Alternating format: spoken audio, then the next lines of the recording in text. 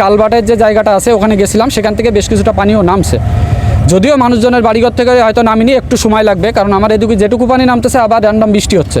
দর্শক আসসালামু আলাইকুম, স্বাগত জানাচ্ছি তৌহিদ হাসান ওসামা। দর্শক, আমি এই মুহূর্তে দাঁড়িয়ে আছি ঠিক আমডাঙ্গা খালের উপরে। এই খাল দিয়েই অভয়নগরের অধিকাংশ পানি নিষ্কাশন হচ্ছে, পাশাপাশি ভবদ সুইচ গেট দিয়েও কিছু পানি নিষ্কাশন হচ্ছে বলে আমরা জানি। তো সেই বিষয়টি আজকে দেখতে পানি উন্নয়ন বোর্ডের কর্মকর্তারা এসেছিলেন। তারা কি বলছেন, পাশাপাশি এলাকাবাসী কি বলছে, সেই বিষয়টি জানাবো আপনাদেরকে। আমি এখানে যেদিন পানি সমস্যাটা দেখতে আসছিলাম, সেদিন ওই এক্সেন সাহেব এবং এসি মহোদয় ওনাদের সাথে আমি সাক্ষাৎ করলাম যে পানিটা নিষ্কাশনের জন্য কি করা যায়। তখন ওনারা বললো যে আমরা তো এটা নিয়ে চেষ্টা করতেছি, তাহলে পানি নিষ্কাশনের জন্য যা করা যায় সেটা হচ্ছে আপনি এলাকার মানুষের সাথে আলোচনা করে এই পানিটা দ্রুত আপনি সরানোর ব্যবস্থা করেন। আপাতত আমাদের এটা নিয়ে কোনো বাজেট টাজের হিসাব না, আমাদের কাজ করতে হবে যে পানিটা দ্রুত সরিয়ে দিতে হবে।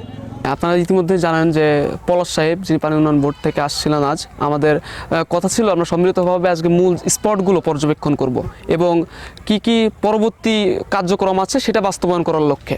তো আমরা আসলে বিভিন্ন স্পটগুলো আসলে পরিদর্শন করেছি এবং তিনি আমাদের আশ্বস্ত করেছেন বিগত যে সমস্যাগুলো ছিল, আমাদের মূল যে পানির ধারাবাহিকতাটা, যে প্রবাহটা, ওইটা বিঘ্নিত হচ্ছে যেসব কারণে, ওই কারণগুলো খতিয়ে দেখেছি এবং ওই কারণগুলো বিশ্লেষণপূর্বক আমরা একটা প্রস্তাবনা তাকে করেছি।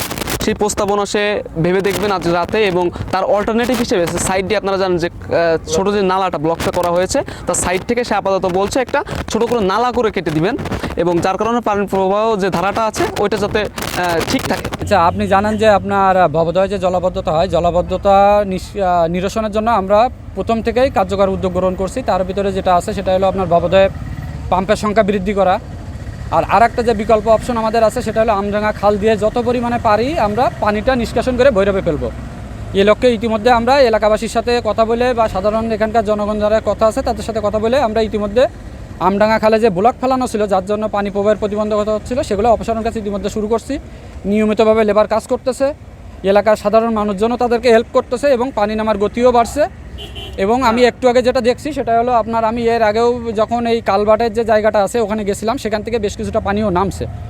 যদিও মানুষজনের বাড়িঘর থেকে হয়তো নামিনি, একটু সময় লাগবে, কারণ আমার এদিকে যেটুকু পানি নামতেছে আবার র্যান্ডম বৃষ্টি হচ্ছে। তবুও আমি সকলের সহযোগিতা চাচ্ছি যাতে শর্ট টাইমে মানুষের বাড়িঘর থেকে পানিটা নামাইতে পারি, বেশি পরিমাণ পানি নিষ্কাশনটা করতে পারি।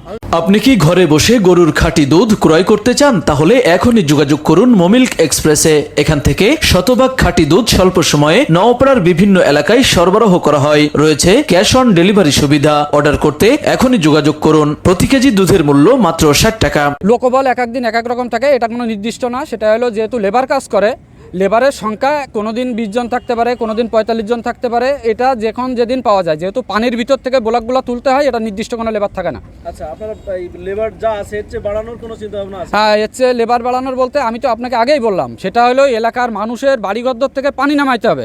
তার জন্য যা করা প্রয়োজন আমি আমার জায়গা থেকে সেটা করব। দর্শক, শুনছিলেন যে পানি উন্নয়ন বোর্ডের কর্মকর্তারা যেটা বললেন, এবং পাশাপাশি এলাকাবাসীও বললেন দ্রুত সময়ের মধ্যে এই পানি নিষ্কাশনের জন্য আমডাঙ্গা খাল সংস্কারের কোনো বিকল্প নেই। আপনারা এই মুহূর্তেও যেই জিনিসটি লক্ষ্য করছেন, আপনারা যদি একটু খেয়াল করেন ক্যামেরার চোখে, প্রচুর পানি কিন্তু নিষ্কাশন হচ্ছে, এবং পানি উন্নয়ন বোর্ডের কর্মকর্তার কথা অনুযায়ী খুব তাড়াতাড়ি এই পানি নিষ্কাশন হয়ে যাবে। দর্শক, আজকের মতো এই পর্যন্ত, আবারও দেখা হচ্ছে অন্য কোনো ভিডিওতে।